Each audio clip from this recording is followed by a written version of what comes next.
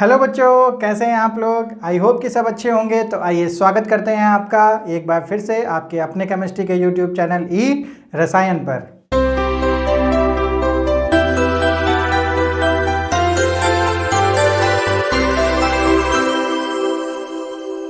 आज के सेशन में बच्चों हम लोग बात करने वाले हैं अपने सेकेंड एटॉमिक मॉडल की, जो कि है हमारा रदरफोर्ड न्यूक्लियर मॉडल। तो रदरफोर्ड ने जो मॉडल दिया हमारे एटम के लिए, तो उससे पहले बच्चों उन्होंने एक एक्सपेरिमेंट परफॉर्म किया जिसको बोला गया गोल्ड फॉयल एक्सपेरिमेंट। तो सबसे पहले बच्चों हम लोग डिस्कशन करेंगे उस एक्सपेरिमेंट के बारे में जिसको बोला गया gold foil experiment. Gold foil experiment बच्चों, ये जो हमारा गोल्ड फॉयल एक्सपेरिमेंट था, इसको एक नाम से और जाना जाता है, वो है हमारा अल्फा पार्टिकल स्कैटरिंग एक्सपेरिमेंट।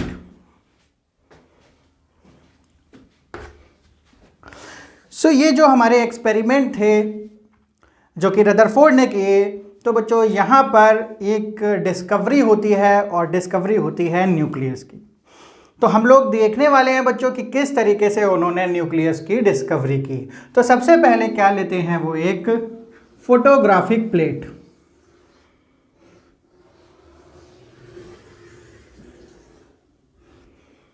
एक इस तरीके की फोटोग्राफिक प्लेट लेते हैं, और ये जो फोटोग्राफिक प्लेट है बच्चों, ये हमारी किसकी है, जेड-एन-एस के बारे में हम लोग पहले भी बात कर चुके हैं। जिंक सल्फाइड हमारा एक फ्लोरोसेंट मटेरियल होता है। जब भी इस मटेरियल पर कोई भी रे पड़ती है तो ये क्या करता है, ये ग्लो करने लगता है। तो ये जो हमारा मटेरियल है, हम लोगों ने इसीलिए इसको यहाँ पर यूज़ किया हुआ है। अब यहाँ पर क्या करते हैं, हम लोग एक गोल्ड फॉयल को यहाँ पर एडजस्ट कर देते हैं। गोल्ड फॉयल जो है हमारा, यानी जो भी गोल्ड मेटल है, फॉयल का मतलब है बच्चों उसकी हम लोग बहुत ही थिन शीट यहाँ पर यूज़ करते हैं, जिसकी थिकनेस लगभग अराउंड 100 नैनोमीटर जो यूज़ की थी रदरफोर्ड ने यहाँ पर गोल्ड फॉयल, उसकी जो थिकनेस थी वो अराउंड 100 नैनोमीटर, यानी वो इतनी पतली थी बच्चों कि हम लोग मान सकते हैं कि यहाँ पर 1 और 2 लेयर ऑफ एटम्स प्रेजेंट होंगे। तो यहाँ पर गोल्ड फॉयल रखने के बाद यहाँ पर उन्होंने एक सोर्स लिया है किसका, अल्फा पार्टिकल्स का। अल्फा पार्टिकल्स क्या होता है, alpha particles nothing but the atom of helium. और हीलियम का जो वो वाला जो हमारा एटम जिसमें 2 इलेक्ट्रॉन इजेक्ट हो चुके हों, यानी बच्चों जो हीलियम का एटम होता है उसमें केवल 2 इलेक्ट्रॉन होते हैं, 2 प्रोटॉन होते हैं और 2 न्यूट्रॉन होते हैं। तो अगर उसमें से 2 इलेक्ट्रॉन इजेक्ट कर दिए जाते हैं तो वहाँ पर बचता है केवल उसका न्यूक्लियस, जिसमें 2 प्रोटॉन और 2 न्यूट्रॉन बचते हैं। तो ये जो 2 न्यूट्रॉन और 2 प्रोटॉन वाला हीलियम का न्यूक्लियस होता है, उसी को बच्चों बोलते हैं हम लोग अल्फा पार्टिकल। तो कोई भी बच्चों यहाँ पर हम लोग रेडियो एक्टिव एलिमेंट लेंगे जिससे अल्फा पार्टिकल इमिट होता हो, तो वहाँ पर अल्फा पार्टिकल हम लोग इमिट कराते हैं। तो अल्फा पार्टिकल इमिट कराते हुए हम लोग यहाँ पर लेते हैं एक लेड की शीट और वहाँ पर एक होल कर देते हैं। इस होल से हमारा फ़ायदा ये होता है कि जो हमारा अल्फ़ा पार्टिकल है ये बच्चों फोकस हो जाएगा हमारे गोल्ड फॉयल की तरफ। तो हमको फोकस करने के लिए, यानी जो हमारी अल्फ़ा पार्टिकल की रे है, ये बच्चों यहाँ भी जाएगी या इधर भी जाएगी, इधर भी जाएगी, लेकिन बच्चों हमको एक सीध में यहाँ पर रखनी है जिससे कि वो सीधे सीधे जो ये गोल्ड फॉयल के एटम्स हैं इस पर सीधे जाके फॉल हो। तो इस लेड शीट को हम लोग इस अल्फ़ा पार्टिकल को फोकस करने के लिए यूज़ करते हैं। तो ये जो हमारी है वो पड़ती है जाके इस गोल्ड फॉयल पर। तो यहाँ पर बच्चों जो हमारे रदरफोर्ड साहब थे और उनके कुछ स्टूडेंट जब ये एक्सपेरिमेंट परफॉर्म कर रहे थे तो उन्होंने कुछ ऑब्जर्वेशन देखे यहाँ पर। तो ऑब्जर्वेशन क्या था, तो सबसे पहला जो ऑब्जर्वेशन उन्होंने किया कि यहाँ जो हमारे पास ये फोटोग्राफिक प्लेट है, तो फोटोग्राफिक प्लेट के जो ये वाला पार्ट था, ये वाला पार्ट, वो बच्चों बहुत ज़्यादा ग्लो कर रहा था। ये वाला पार्ट जब बहुत ज़्यादा ग्लो कर रहा था तो उन्होंने ये देखा कि जो most of the alpha particle थे, इसका मतलब ये हुआ कि अगर ये वाला बच्चों पार्ट हमारा बहुत ज़्यादा ग्लो करेगा तो इसका मतलब है मोस्ट ऑफ द जो अल्फ़ा पार्टिकल होंगे वो यहाँ पर पड़ेंगे। तो यहाँ पर पड़ने के लिए जो ये गोल्ड फॉयल है उसको क्या करेंगे, पेनिट्रेट कर जाएंगे और अनडिफ्लेक्टेड रे रहेगी। यानी क्या होगा, इसका मतलब ये जो अल्फ़ा पार्टिकल है वो इस डायरेक्शन में जा रहा होगा। तो ये इनकी ऑब्जर्वेशन थी कि जो हमारे अल्फ़ा पार्टिकल है वो most of the alpha particle are undeflected by foil. तो इसका मतलब बच्चों क्या हुआ कि अगर हम लोग अल्फ़ा, ये जो हमारी गोल्ड फॉयल है, इसको हम लोग इस तरीके से एटम से मिलकर बनी होगी हमारी गोल्ड फॉयल, तो हम लोग इस तरीके से मानते हैं, तो हमारी जो most of the alpha particles थे या अल्फ़ा रेज थी वो इसको क्या करती हैं, पेनिट्रेट कर जाती हैं। यानी इससे हमारा जो कंक्लूज़न निकलता है बच्चों, तो हमारा जो फर्स्ट कंक्लूज़न निकलता है, यहाँ पर हम लोग लिखेंगे कंक्लूज़न। तो जो फर्स्ट कंक्लूज़न निकलता है हमारे फर्स्ट ऑब्जर्वेशन से, वो निकलता है जो हमारा बच्चों एटम है उसका जो most of the space are empty. यानी जो ये एटम है, ये जो एटम है इसका जो मोस्ट ऑफ द स्पेस है वो क्या है, वो खाली है बच्चों, बिल्कुल खाली है। इसी वजह से जो हमारे अल्फ़ा पार्टिकल्स थे वो इसको पेनिट्रेट करते हैं और डायरेक्ट स्ट्रेट लाइन में यहाँ पर क्या करते हैं, इसको ग्लो करने लगते हैं।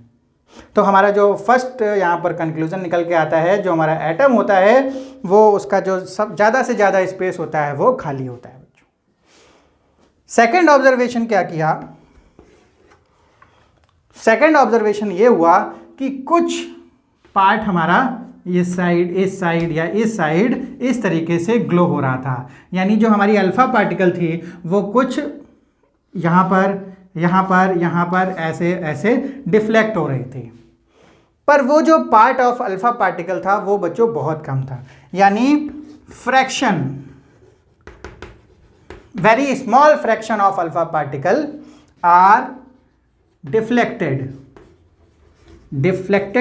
by small angle। यानी कुछ हमारी जो रेज थी, अब सपोज करते हैं बच्चों कि अगर ये वाली रेज यहाँ पर पड़ती है और इस हल्का सा डिफ्लेक्ट कर रही है,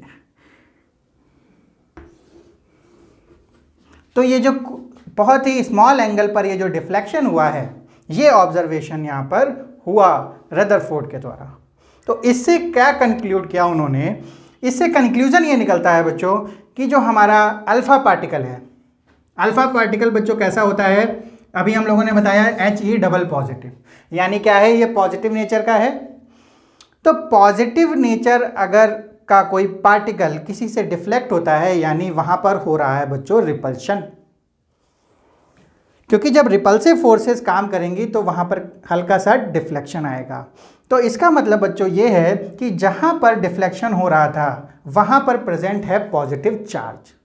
सो बच्चों सेकंड कंक्लूजन हमारा ये निकलता है कि जो हमारा यहाँ से पर डिफ्लेक्शन हुआ, इसका मतलब है जो हमारा पॉजिटिव चार्ज यहाँ पर प्रेजेंट है। यानी हमारे एटम में कहीं पर पॉजिटिव चार्ज प्रेजेंट है, जिससे कि हमारा जो ये अल्फ़ा पार्टिकल है वो सम एंगल पर डिफ्लेक्ट हुआ।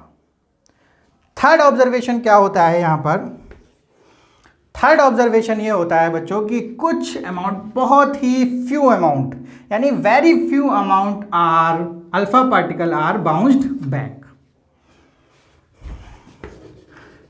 वेरी फ्यू amount of alpha particle are bounced back। Bounced back का मतलब बच्चों होता है कि हमारा 180 डिग्री या अराउंड 180 डिग्री, अब इससे थोड़ा सा कम या थोड़ा सा ज़्यादा भी हो सकता है, वो क्या करता है, वो वापस आ जाता है।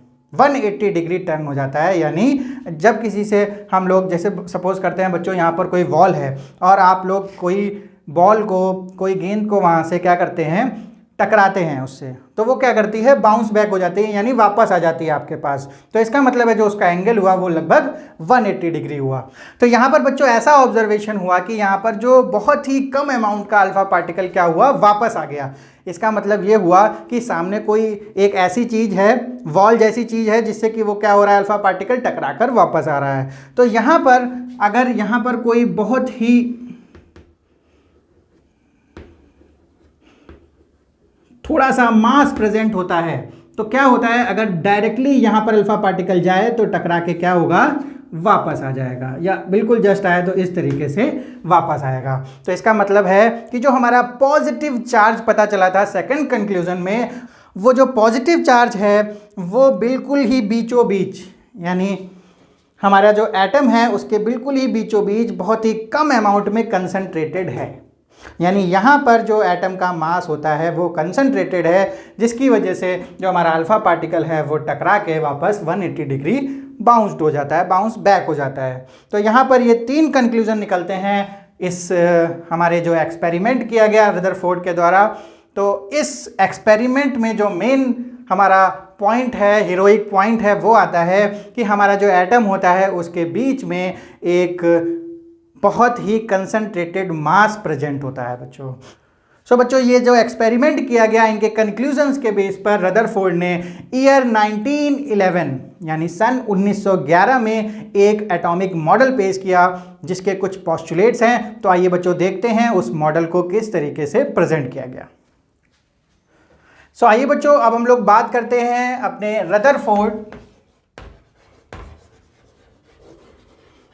रदरफोर्ड न्यूक्लियर मॉडल की। ईयर 1911। सो 1911 यानी 1911 में रदरफोर्ड ने अपना न्यूक्लियर मॉडल दिया on the basis of gold foil experiment, या फिर बच्चों अल्फा पार्टिकल स्कैटरिंग एक्सपेरिमेंट। तो वहां पर जो फर्स्ट पॉस्टुलेट आता है रदरफोर्ड का, उन्होंने बोला कि जो हमारा एटम होता है उसके जस्ट मिडिल में क्या होता है, एक पॉजिटिव चार्ज्ड न्यूक्लियस प्रेजेंट होता है।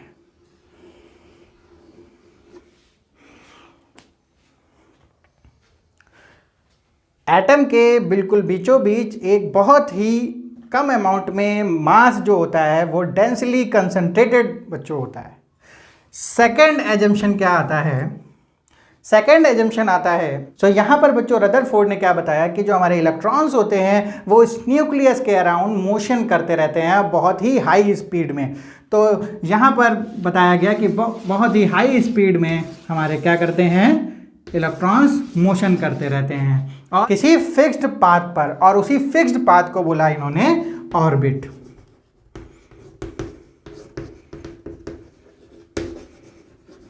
तो जो हमारा पहला हमारा एजम्पशन था उसमें बताया गया न्यूक्लियस के बारे में कि जो हमारा एटम के बीचों बीच एक डेंसली मास कंसंट्रेटेड रहता है जिसको हम लोग बोलते हैं न्यूक्लियस। और जो हमारा सेकंड कंक्लूजन, वो सेकंड एजम्पशन था, उसमें बोला गया कि हमारे जो इलेक्ट्रॉन होते हैं वो मूव करते रहते हैं around the nucleus, fixed path is known as orbits. और जो हमारा थर्ड एंड लास्ट पोस्टुलेट आता है इस मॉडल का, उसमें बताते हैं कि जो हमारे इलेक्ट्रॉन्स हैं, यहाँ पर जो हमारे इलेक्ट्रॉन्स हैं, इलेक्ट्रॉन्स और ये जो हमारा पॉजिटिव चार्ज है, इसके बीच में एक इलेक्ट्रोस्टैटिक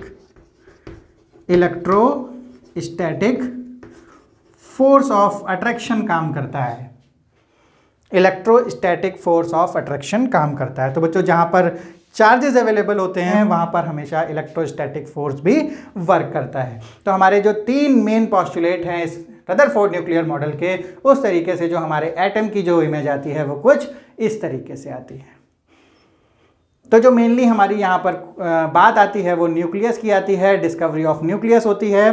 तो न्यूक्लियस कितना छोटा होता है इसका भी एक इन्होंने आइडिया दिया कि जो हमारा न्यूक्लियस होता है न्यूक्लियस की अगर हम लोग बात करें तो अगर हम लोगों के पास ये एटम है और ये न्यूक्लियस है, तो अगर इसकी रेडियस, इस एटम की रेडियस 10⁻⁻10 मीटर है, तो हमारी जो न्यूक्लियस की रेडियस होगी वो 10⁻⁻15 मीटर होगी। ये किसने बताया बच्चों? ये रदरफोर्ड ने बताया। तो अगर इसका आइडिया लेना है, हम लोग ये भी मान सकते हैं कि अगर ये जो हमारा न्यूक्लियस है, अगर इसको हम लोग एक टेनिस की बॉल कंसीडर करते हैं, तो ये जो हमारा एटम का जो सर्कमफरेंस होगा, उसकी जो रेडियस होगी वो कितनी होगी? वो 5 किलोमीटर्स अवे होगी। तो यानी यहाँ से इसकी दूरी 5 किलोमीटर मिनिमम होनी चाहिए अगर इसको हम लोग क्या मानते हैं? एक टेनिस की बॉल लेते हैं। तो ये बच्चों इतना छोटा यहाँ पर मास अवेलेबल होता है किसी भी एटम में।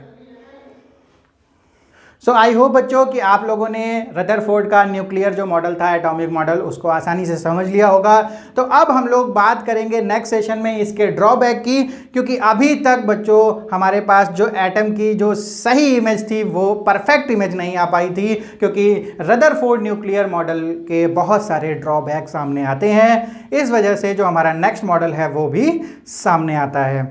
तो बच्चों यहाँ पर जो ड्रॉबैक्स हैं उनके बारे में हम लोग डिटेल डिस्कशन करेंगे नेक्स्ट वीडियो में। तो यहाँ पर जो हमारा एक मेन सबसे जो इम्पॉर्टेंट फीचर सामने आता है रदरफोर्ड न्यूक्लियर मॉडल में, वो है हमारा न्यूक्लियस का मॉडल।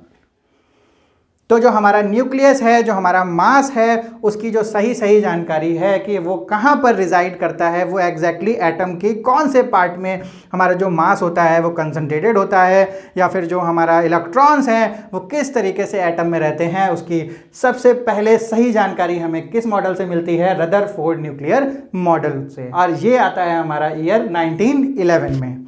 तो बच्चों रदरफोर्ड ने ही 1912 में प्रोटॉन की भी बात की थी। तो इस तरीके से यहाँ पर इन्होंने केवल पॉजिटिव चार्ज की बात की है, प्रोटॉन की अभी बात नहीं। तो आई होप बच्चों आज की क्लास आपको बहुत अच्छी लगी होगी। तो मिलते हैं अब अपने नेक्स्ट सेशन में। Till then bye bye.